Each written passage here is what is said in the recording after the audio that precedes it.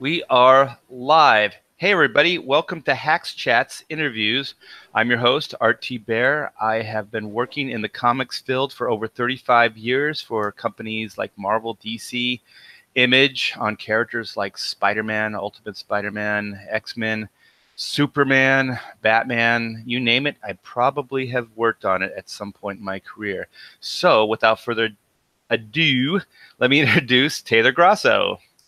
Hi, everyone. I hope there's no lawnmower sounds in the background. I'm going to probably turn my mic on an awful lot. I'll be reading your chat today, and if you have questions for Art or our special guest, I will be your voice. Join the conversation. Yeah, please, guys. Any questions? Be part of the chat. That's what this is all about. Getting interactive, hanging out with you guys. So feel free to type some stuff. So we have our special guest is Keung Lee, the artist of Knuckle Bomb. I love that name. Knuckle Bomb is awesome. So why don't you tell us a little bit about yourself, Keung? Hey guys, first of all, thanks for having me on. Oh, no problem. But yeah, I mean, I've been as an illustrator, I've been working at freelance illustration for about 12 years now, but I never really took art to the next, like I never really considered myself a professional. It was more of a very passionate hobby because I was always told that it was very difficult to make a living as an artist. And my parents were artists, mostly my dad. My mom kind of gave it up after high school, but my dad told me, oh man, working freelance illustration is tough. So instead of doing freelance, he actually went into graphic design and he worked for a couple of studios doing graphic design. So it was really cool because like he worked for a place called Paraplate way back in the day, and they would actually produce a lot of really cool. Like one of the guys was working for the production studios behind Pee Wee's Playhouse. Ooh, Oh, cool. that's awesome. Yeah, so they had all kinds of really cool stuff. One guy was working on Max Headroom, and my Wow. another guy, like the guy who sat next to my dad, was working. I don't know if you are aware of what Mighty Max was back in the day. No. Mighty Max was a cartoon, but it was before it was turned into a cartoon. They were like these series of toys, kind of like the boys' version of Polly Pocket. Instead of like you have little miniatures in a little play set, it was like a miniature dungeon, and Mighty Max would have, it'd have all these like little traps and triggers that you can play around with. But That's pretty my cool. yeah, my dad's friend was working on the packaging for those toys, so I got to see like all the new toys that were coming out before anyone else did. And I told my friends, I'm like, oh, there's this new toy coming out called Skull Dungeon. They're like, no way. And months later it came out. I told you so. Wait, That was it? It was a video game too, huh? Yeah. They made a game as I well. remember the game for Sega. Or maybe Super Nintendo. It was. I Sega. knew it was for Super NES. I don't know. It might have been for Sega. Oh, that's awesome. So, how old were you when all that was going on? Oh man, I was preteen. I would go to work with my dad on Saturdays, and I got to hang out in the boss's office, which was pretty cool. I got a whole executive desk to myself. I just bring like a whole stack of paper, my Game Pro magazines, and I draw, Street Fighter images out of the game magazine while watching X-Men Saturday morning cartoons. That sounds like every kid's dream. Yeah, it was great, and I had all of these art supplies that I could play around with. Wow. It's so cool too, because you had like a living example of like your parent making a living off of doing Yeah, art, which is really yeah, kind of rare for I think a lot of artists. Was yeah, was but this? Oh, go ahead. okay. Oh, okay. But one of the great things about it is that he didn't just teach me about the glamour side of everything. It was like this is hard work, and all of the kind of the specifications that go. Like he taught me about the layering, the printing process, CMYK, and how you print your blacks last to trap in all the colors and just the whole process. And I'm like, oh, I'd rather just draw it out and let someone else print it. Well, that's what I was going to ask you. Were they were doing things more traditional, right? So the Yeah, graphic absolutely. work they were doing was paste up and actually physical work. They weren't in the computers at that time, right? The computers were really primitive, and it was very like my dad worked primarily with Illustrator, and he taught me, how to create vector images at an early age. So we had man, I forgot what the model was called, but it's that little box Macintosh, and yeah, we I used to play around with Kid Pix and Photoshop and Illustrator, and yeah, that's how I kind of got started with digital. So the packaging design, though, were they drawing it out by hand, or was it all? Were they working digital at that time? For most of the graphics, they actually did it by hand. That's what And I thought. Yeah. yeah, but when it came time to doing like logos, what they would do is they would do it by hand traditionally, and then they would scan it into the computer and then create a vector outline of the logo. To clean it up, right? Right, Make it exactly. more precise. Yeah, yeah. I think a lot of people still work like that too in like freelance. I don't know. I mean, with the new programs, it seems I like guess you know what, I guess not. I guess most people just draw it digitally, but that's kind of how I do it still. well, Well, they might just like doodle the ideas out, like thumbnails and stuff. yeah, exactly. Yeah. So, how did this is the question I want to because I think we have a similar past. I mean, my dad did draw, but I mean, he wasn't an established artist or anything. But just the idea of that we liked comic books and things. But how did you go into more the Japanese manga anime versus like American comics? Well, my dad is Filipino Chinese, and we I grew up in Los Angeles, so and so did my dad. My dad was born in the Philippines, raised as a kid in Hong Kong, and then moved to the United States when he was like 13. Wow. So living in LA at the time when he grew up, there was a lot of racism. There was a lot of rivalries between neighborhood kids and gangs and everything like that. So my dad actually was part of a gang. Um, and when you're living that kind of lifestyle, he had to take up martial arts and learn how to defend himself. But he had a really rough upbringing because he got kicked out of the house because of his older brother, and they were homeless for a while.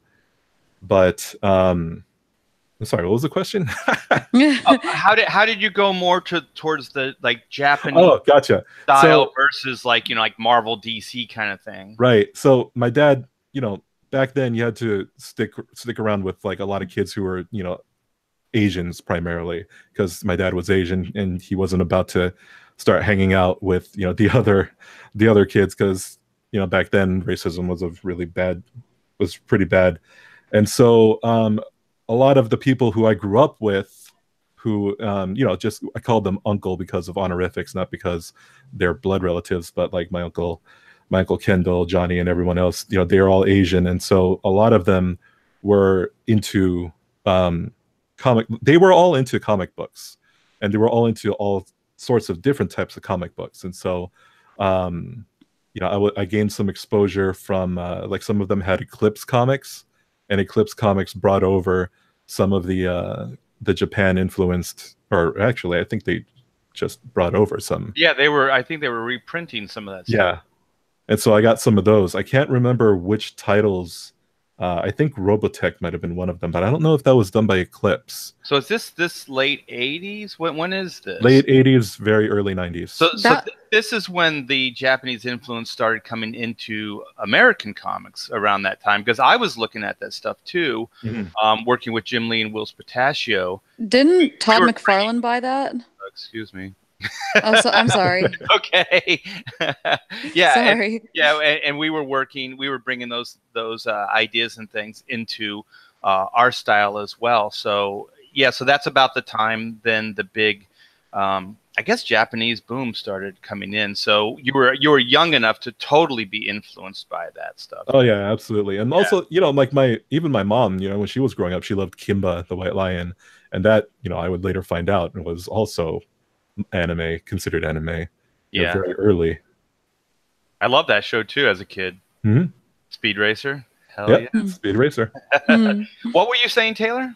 Oh, I was just wondering if you had any like involvement with any of that stuff, art, because I know that I think Todd McFarlane, didn't he buy that company?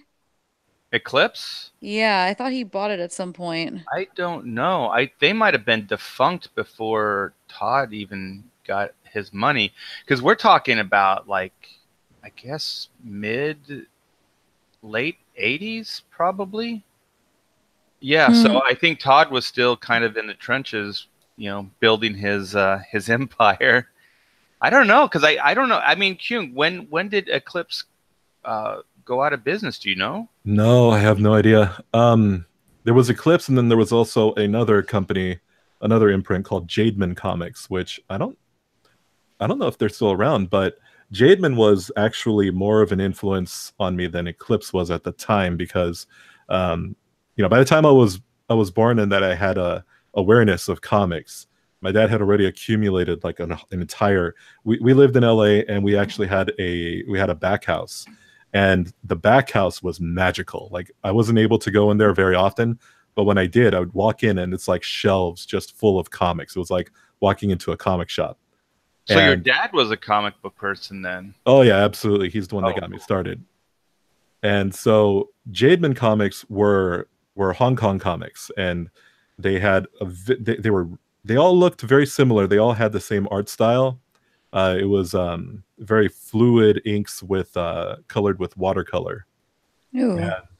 and the emphasis was all on the martial arts and the action, and just the way that they would capture the action was just absolutely extraordinary. It was almost as much fun as watching a kung fu movie.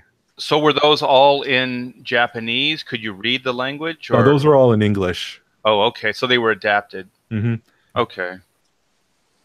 Very interesting. So, gosh, I remember early on when Akira came, to the States, Hmm. and I actually have some of the animated cells from that. Oh, nice. Yeah, I have the sequence where is it Canada is he's on the bike and he's moving forward, and then he's sliding out the back wheel, and Right. then all those rocks and stuff are flying past him. I can't remember what the scene was just before that, but I have like 8 cells, 8 of them. I have the whole scene like Oh, nice. in corresponding shots. Mm.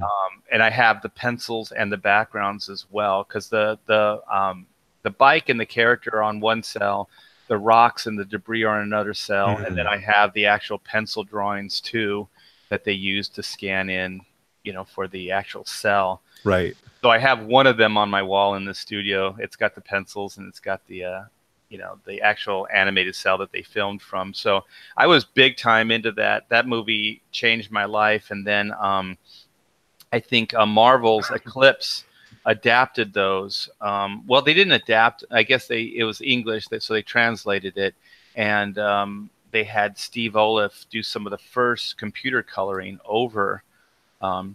It's God, what's his name? I always want to call him Shiro. Do you remember the Akira guy's name that created that?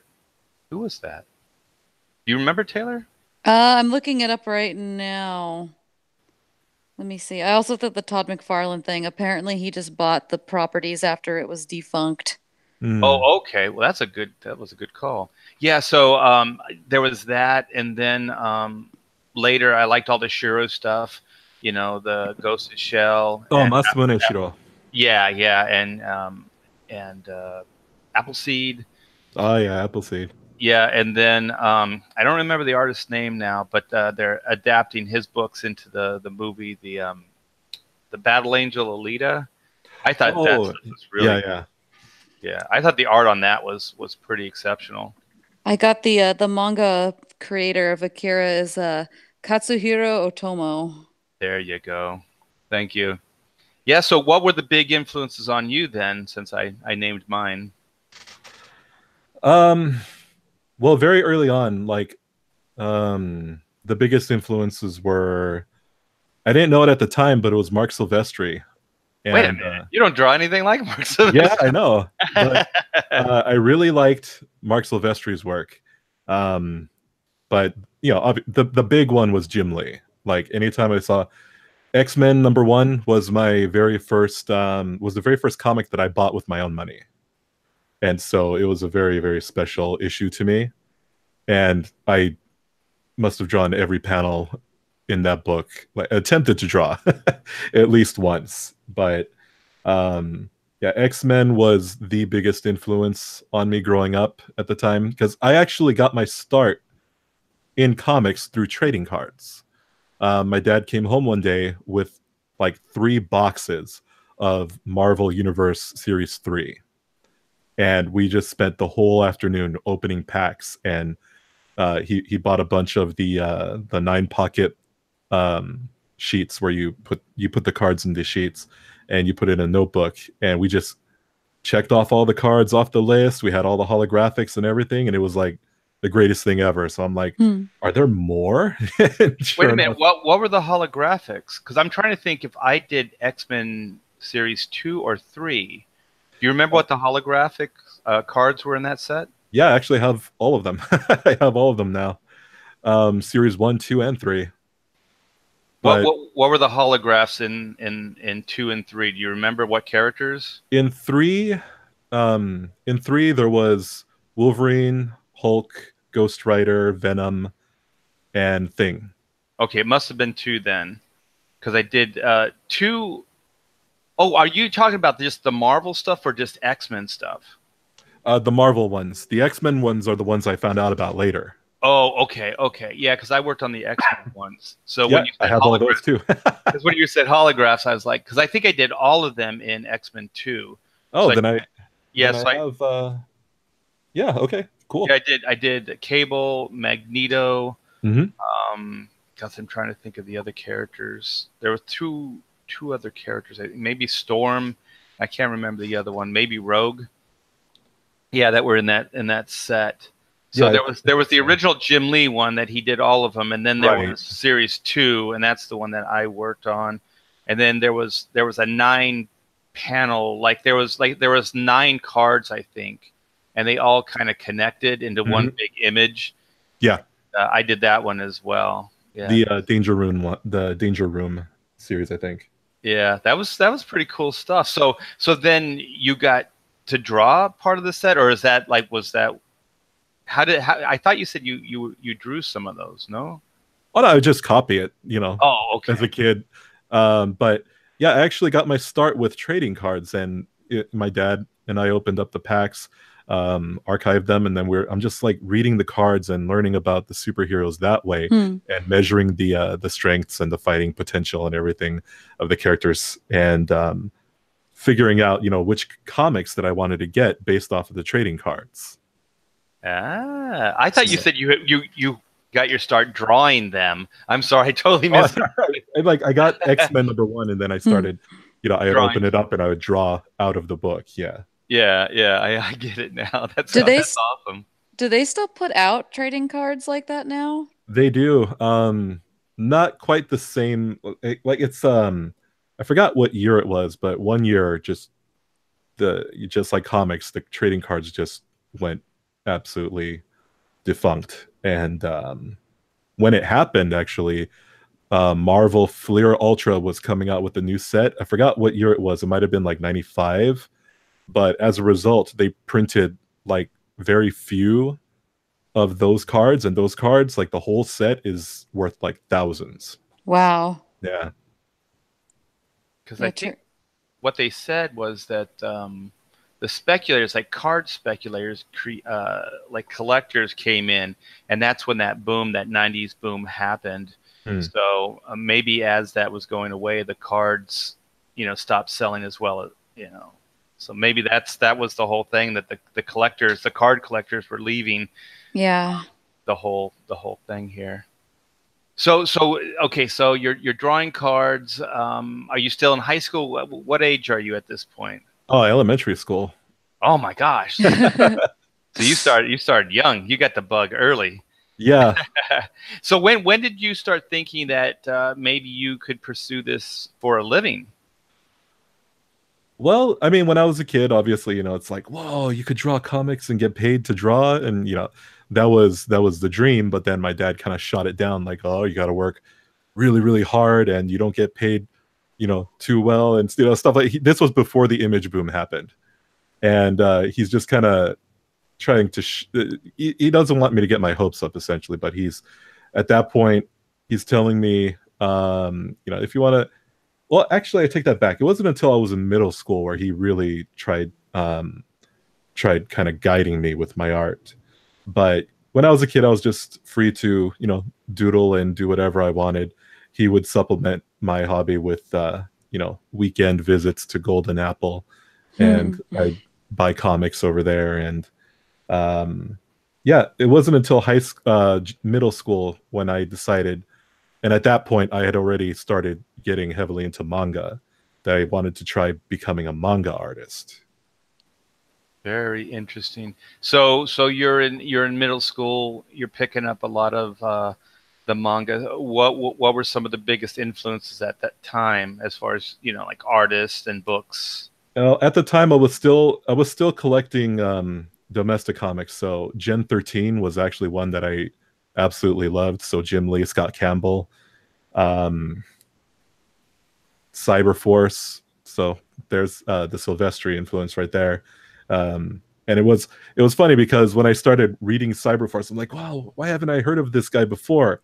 And then I take out all my really old X-Men and Wolverine books, and I'm like, this is the same guy. Yeah. So yeah, it was kind of it kind of blew my mind at the time, kind of starting to piece together everything and realizing that because one thing that always bugged me about domestic comics was that you would be heavily invested in a comic. All right, 1 through 5, excellent. 6 comes around. What the crap happened to the art? It's a different artist. They switched the staff around, and then now I'm not nearly as invested in the book as I was before. I'm like, where did my artist go? And I try hunting him down, looking for the other books, whatever he jumped onto. Yeah, I always say that when a different artist, you have a fill-in artist on a run or whatever, it's like your favorite TV show, and then they just switch out all the actors. Yeah. It's like the sets are the same. Like there's this similarity, but it's different. It's like completely different. Yeah. And sometimes with the drawing styles, it's that dramatic, that big of a change. I think everybody reading comics as a kid has had that experience where all of a sudden you're like, this doesn't look right. Like, and that's when you start like learning artists' names and stuff, though. Yeah, because you start following it because you're like, wait a minute, that's not the same guy as before. And so then you start paying attention to it. And like you said, Keung, then you go over and follow the artist versus the title at that point. Exactly. Yeah. Oh, man. I like the way. Yeah. Yeah. He's not doing Wolverine anymore. He's over here doing, Ghost Rider or something. Yeah. This is so awesome. Yeah, so you're in middle school, and so when did the manga stuff and what were those books that influenced you? What were those titles? Well, the manga were harder to come by back then because most comic shops, at least the comic shops in my area at the time, weren't really stocking them. The only company that was really putting them out was Viz Entertainment.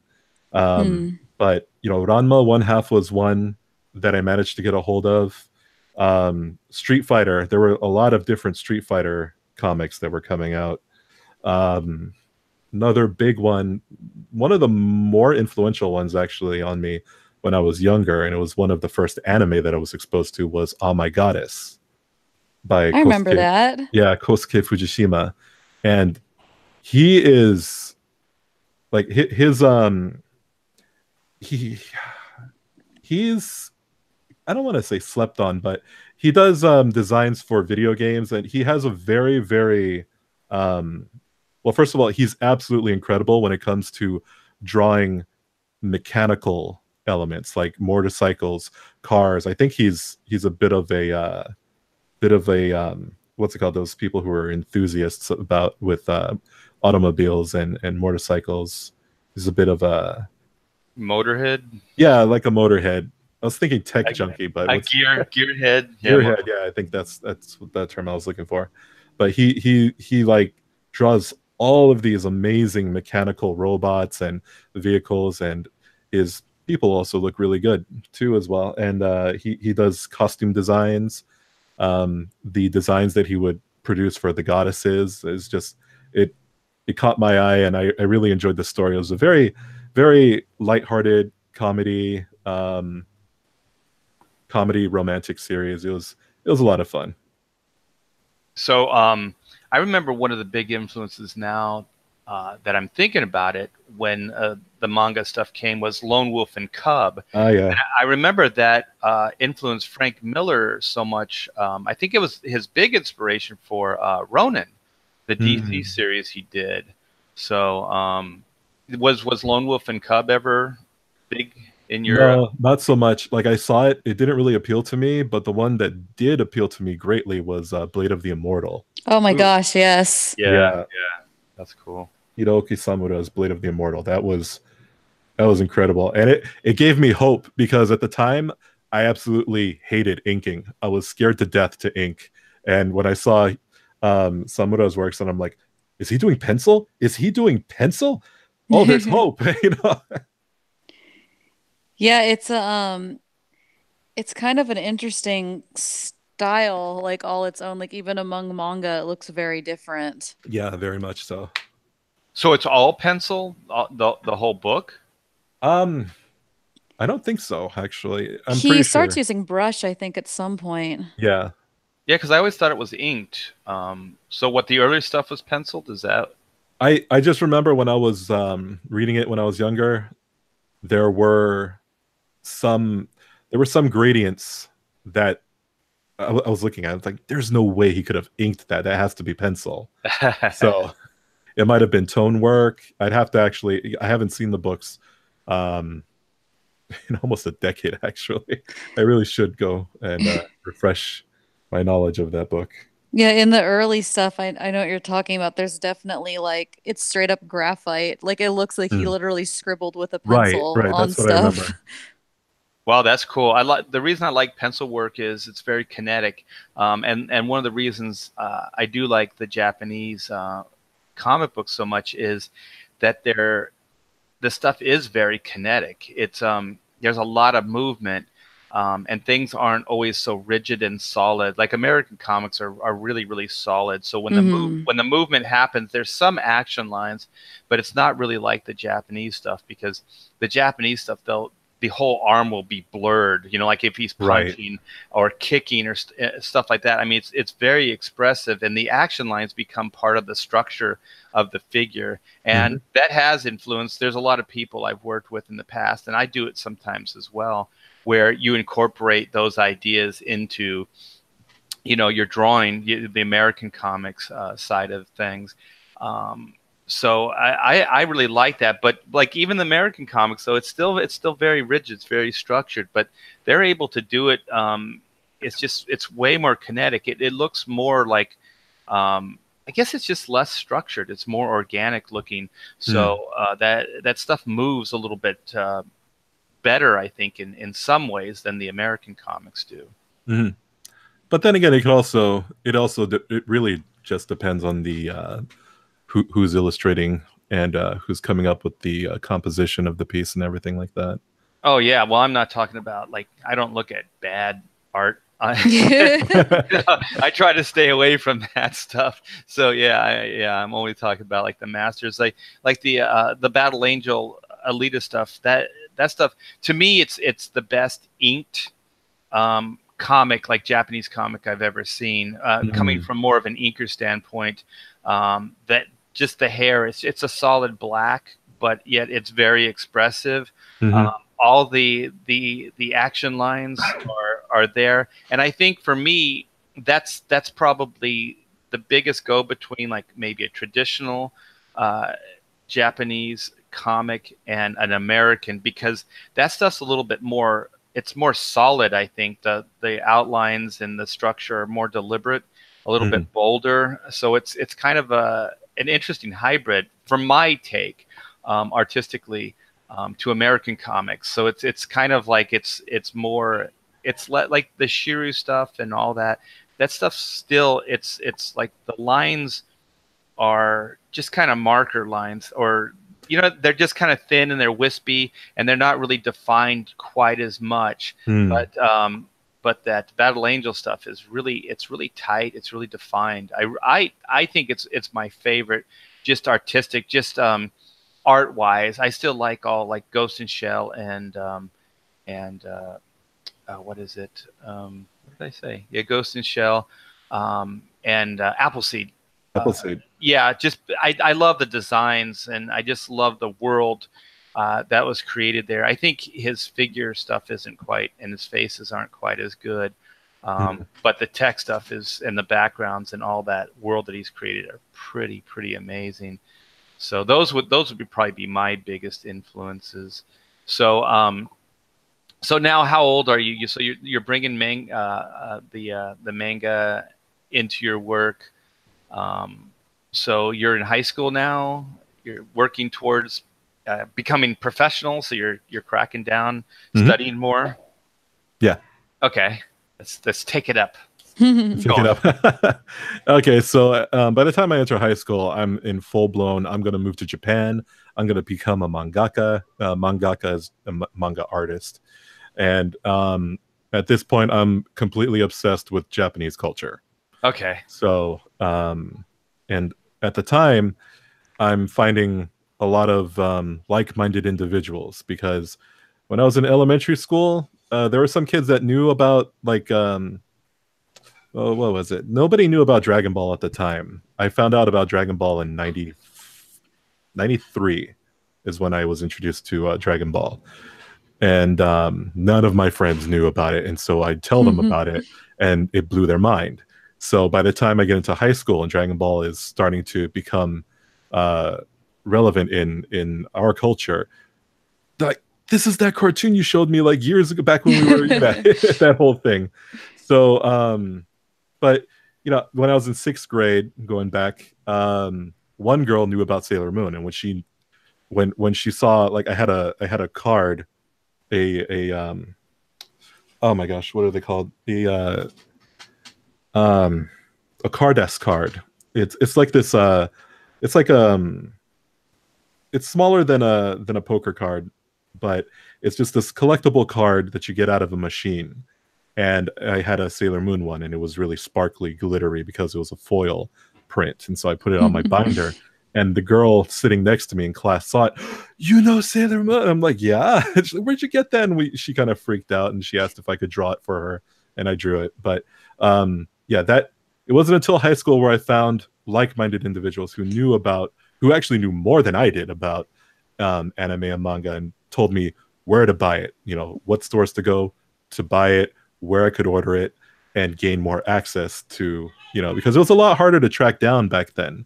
You had to actually, you know, it wasn't on the store shelves.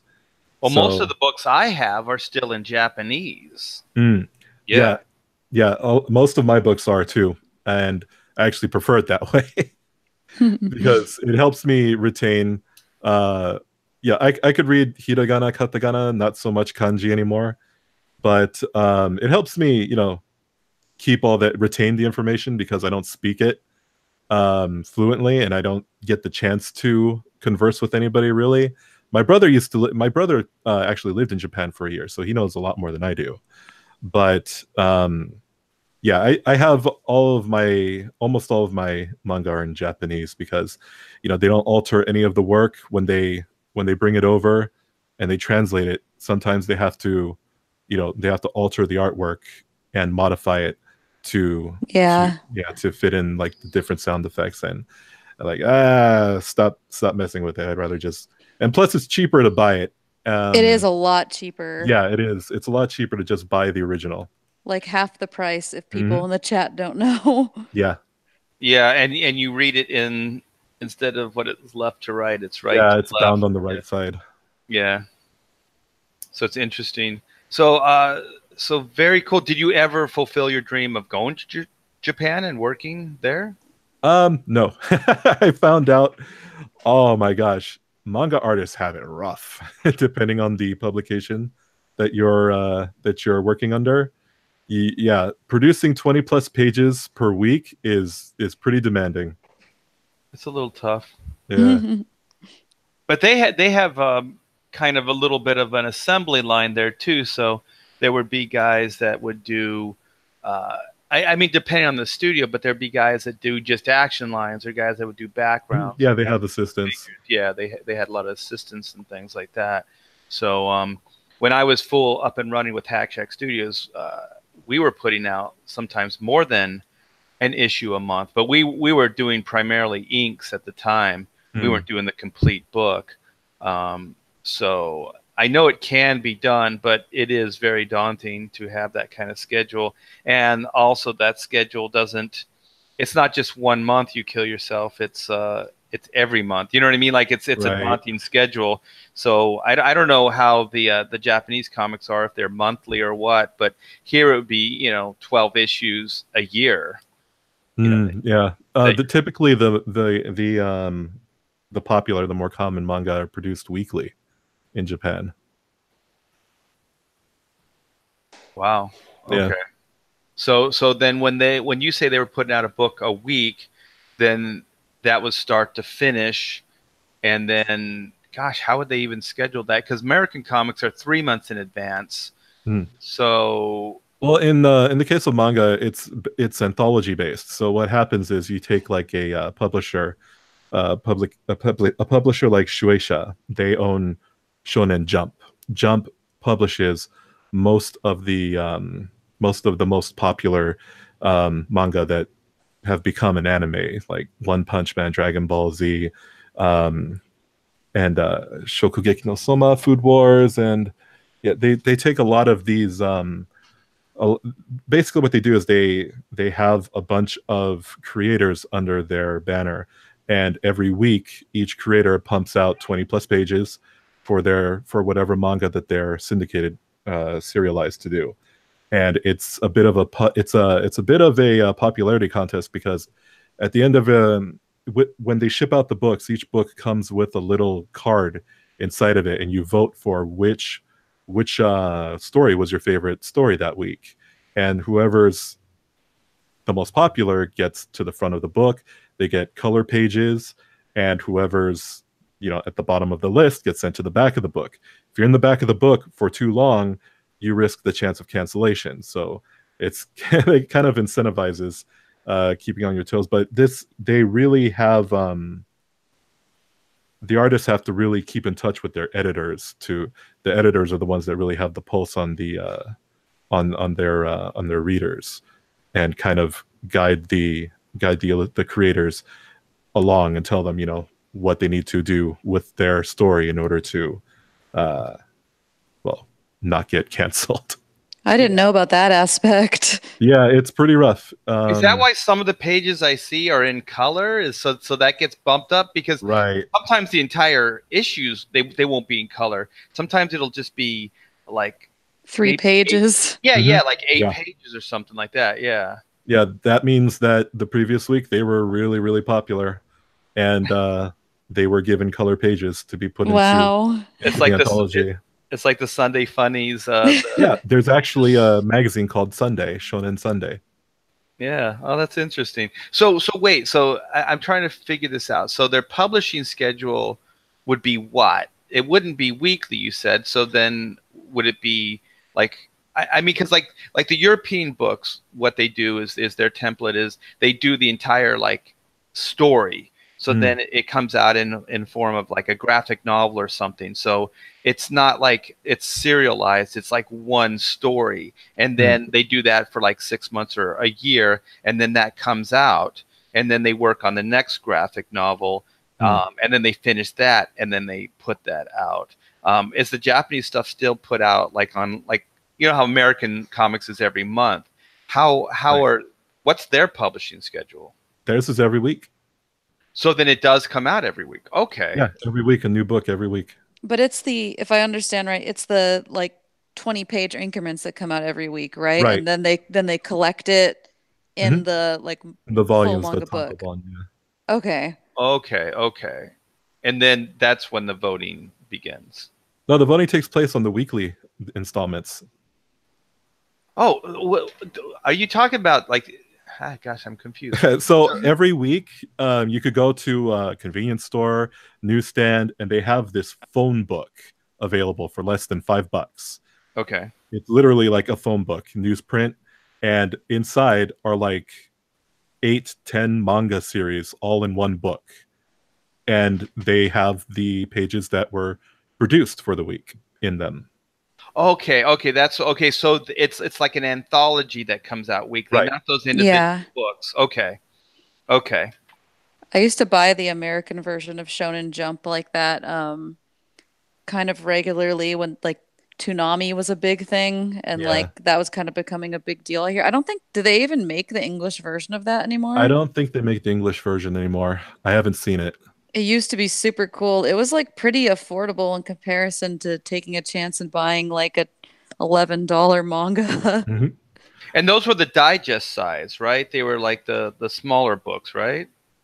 No, they're literally the size of a phone book. Yeah, they're like a big magazine. It was pretty cool. Wait, like the old school like yellow Yeah. page phone book? Yeah, Yeah, huge phone book. they were bigger than the mangas themselves. Why have I never seen the? I've never I seen, gotta bring you. I gotta bring you some. You would you really know, because like I've seen them. the anthologies like it's like a miniature phone book. You know, it's all square bound. No, this is It's got very much a massive phone book. Yeah, oh my massive phone book full gosh. of comics for less than $5. I got a visual of like a young kid trying to carry that out of a bookstore. That's when you have to have like a friend or like a serious backpack to carry that thing out. Wagon. My gosh, that thing would weigh a ton. And they were never color, right? So that's another way that they were able to either keep the cost down, but also get the production done faster, right? Because most of that or all that stuff is black and white, Well, like I right? said, the vast majority of it is black and white, but like the advertisements in the front and whatever manga is in the front, and for whatever reason, some of them have a manga in the middle that also has color pages. So, two of the stories will have color pages in the beginning of their story, but aside from that, yeah, it's all newsprint with the exception of the colored pages. Very interesting.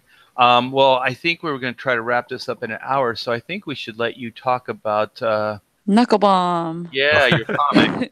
So Taylor, I just click on me, right, to lock it on, and then I just go over to screen share, right? Yeah.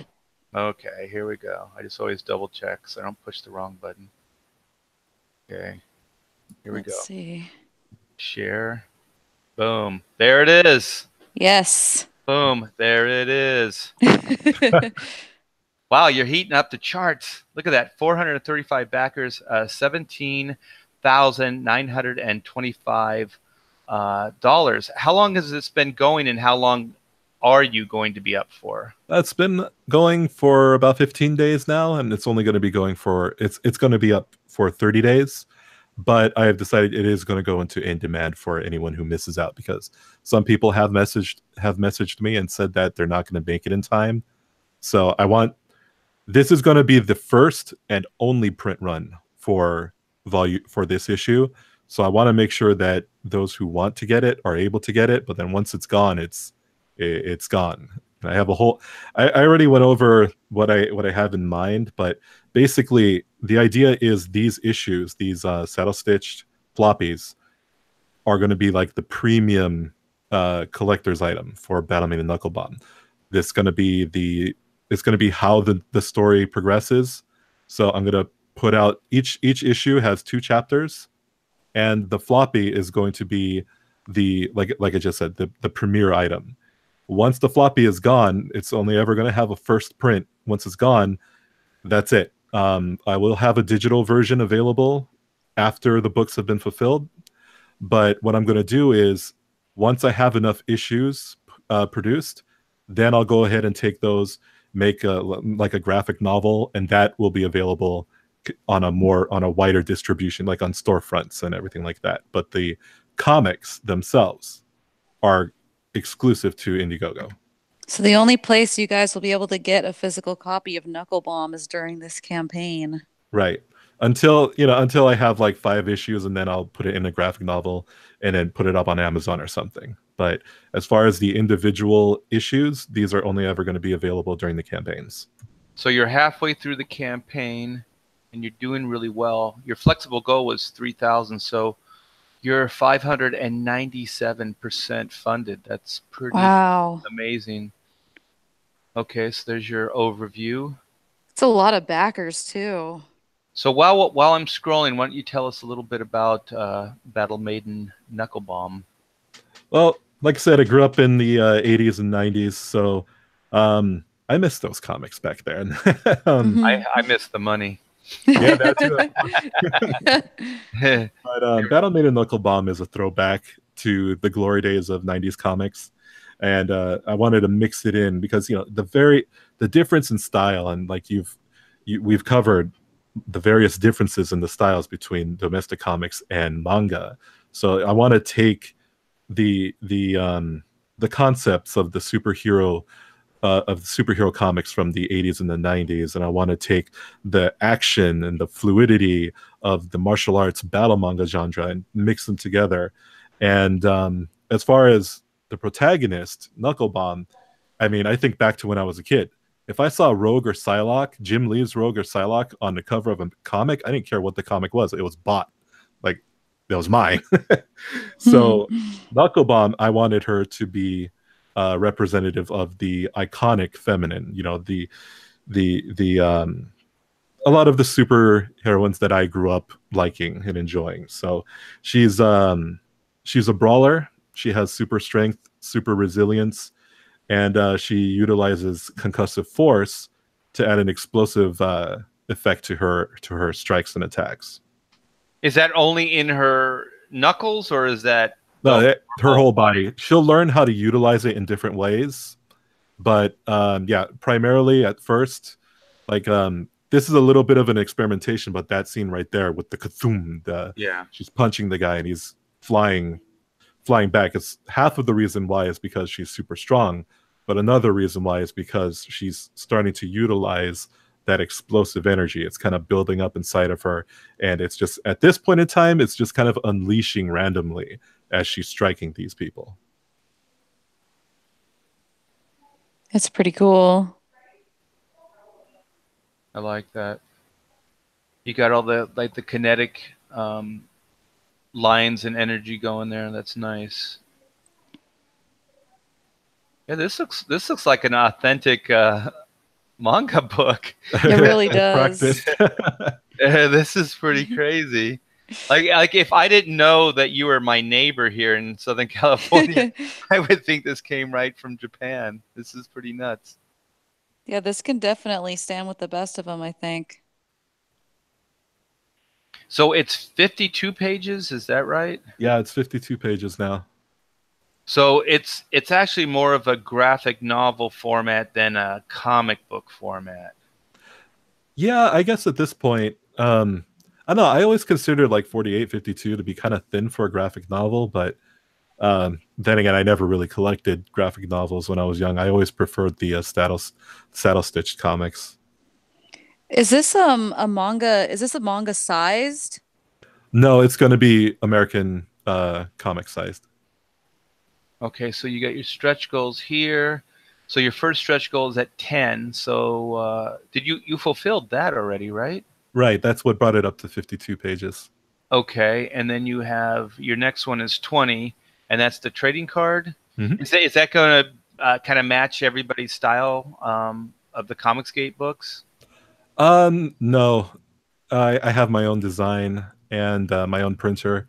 I've actually the printer that I'm going to be printing through is actually they're actually affiliated with the people who are going to be printing my comics. Okay.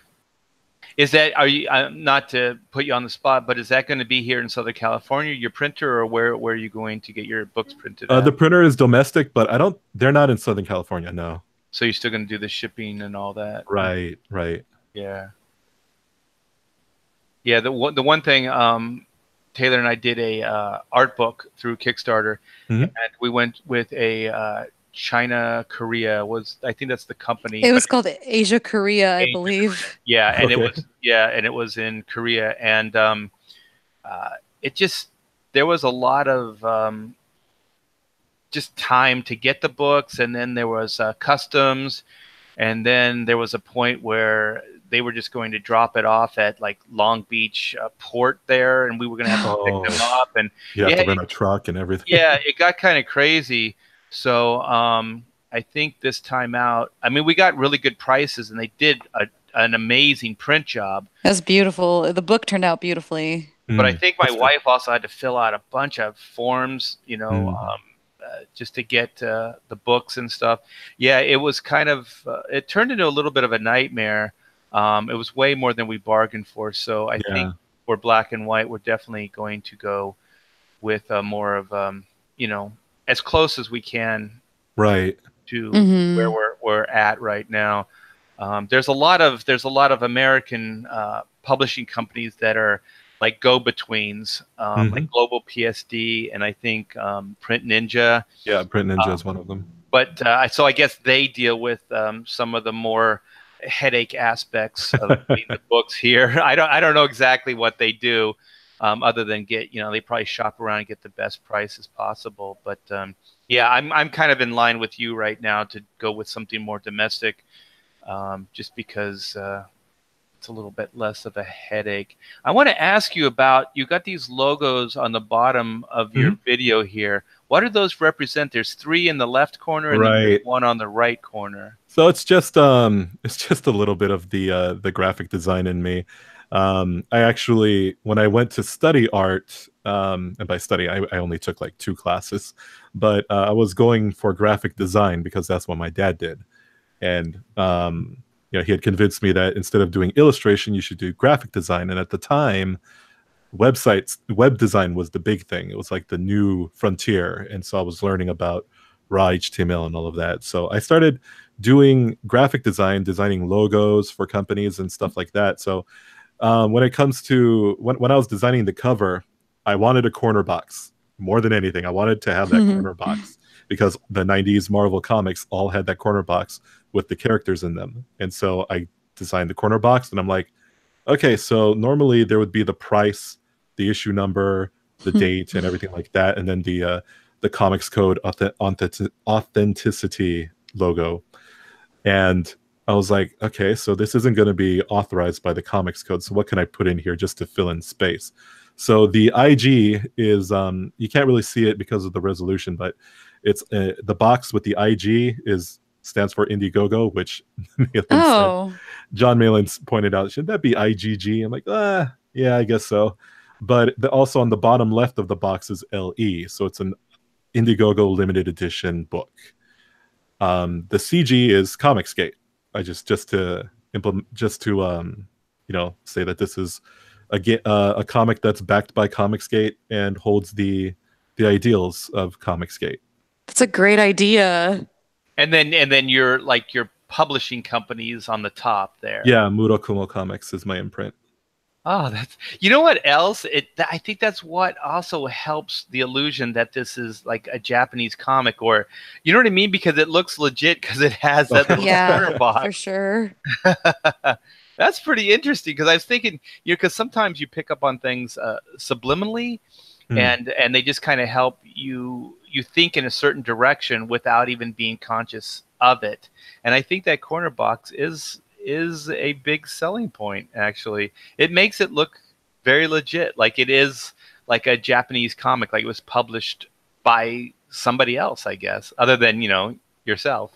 Yeah, definitely. That's cool. I like that. So let me see. I'm going to refresh this and see. The only reason I'm trying to wrap this up, Keung, is because I'm going to take my daughter to go see the new Halloween movie. Oh, nice. Yeah. So we got to get out of here around 11:30. Do you mind if I ask a quick question from the chat? Go for it. Keung, let's see. So Nick asked, will the series have mature content in it? What would you say this is rated?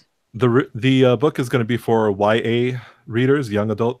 So there's not going to be anything, like I have a whole listing on the bottom that goes over what you can expect in the book.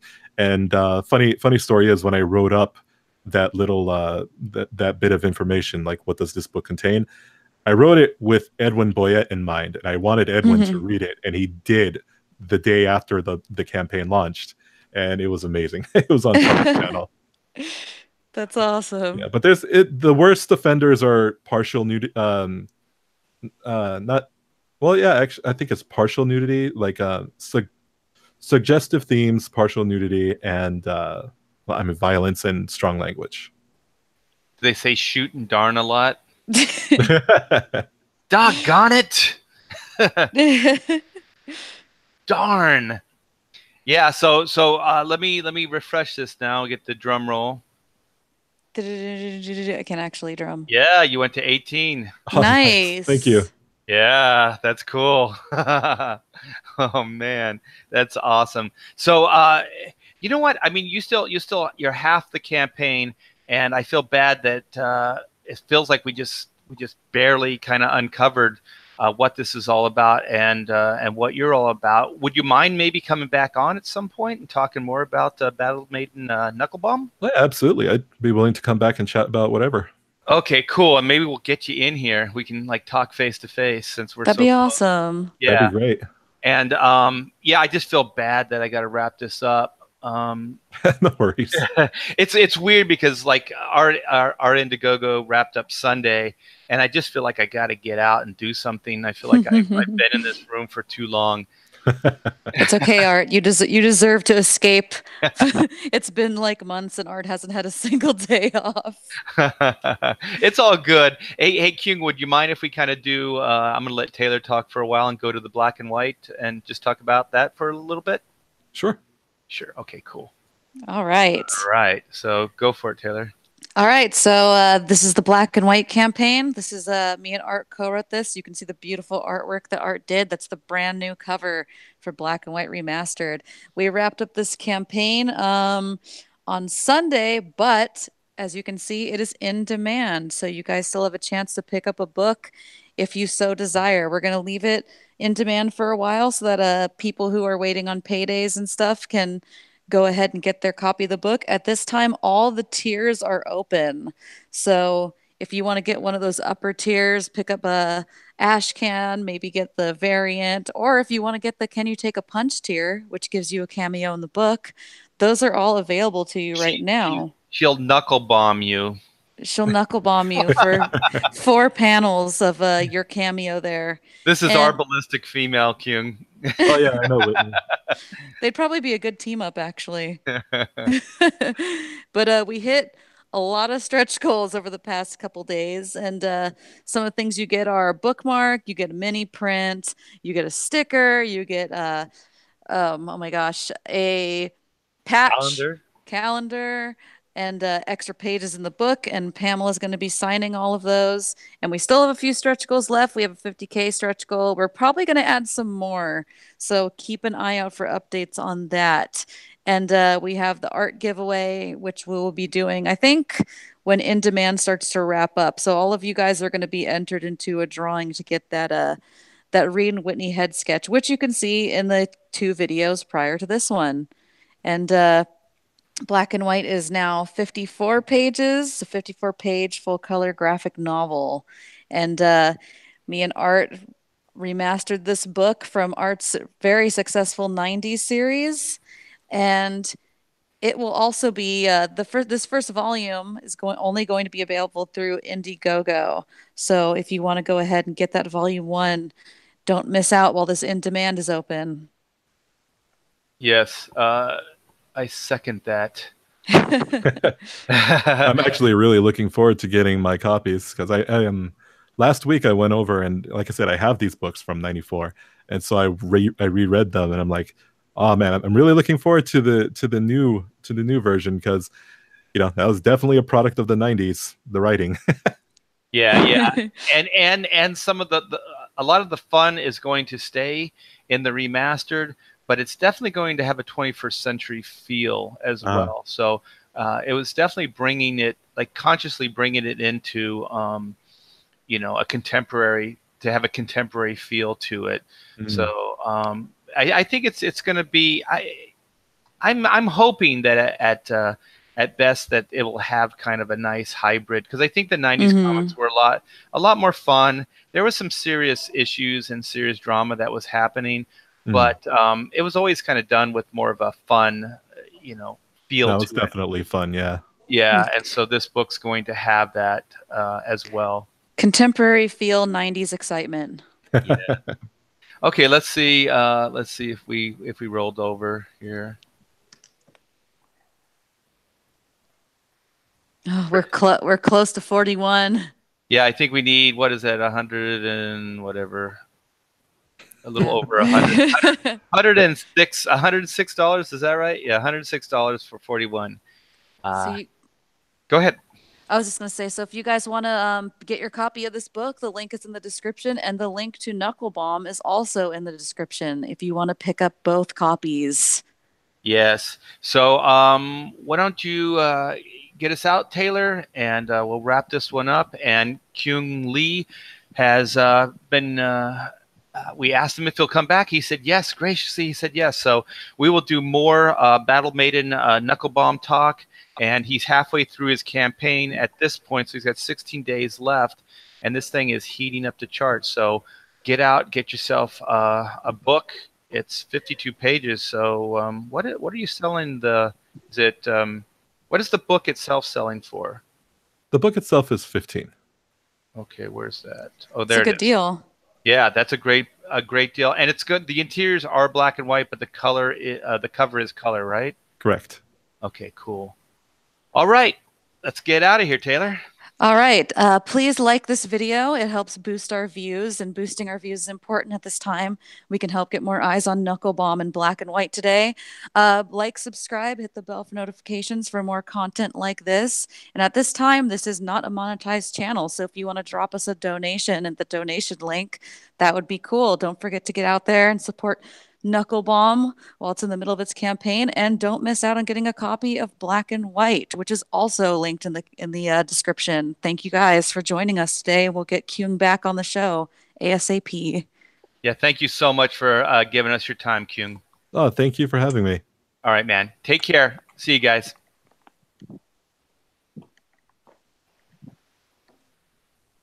Wait a minute.